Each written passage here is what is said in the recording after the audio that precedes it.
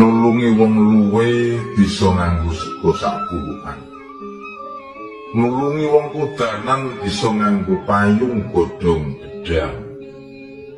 Nulungi wong sedih bisa nganggo manise omongan. Nulungi wong rekoso bisa nganggo donga sakecapan. Tetulung kuwi gampang. Sing angel kuwi mapanake atimu ambrih kober nulungi liyan. Wong sugih akeh, wong pinter akeh, wong tengginas akeh.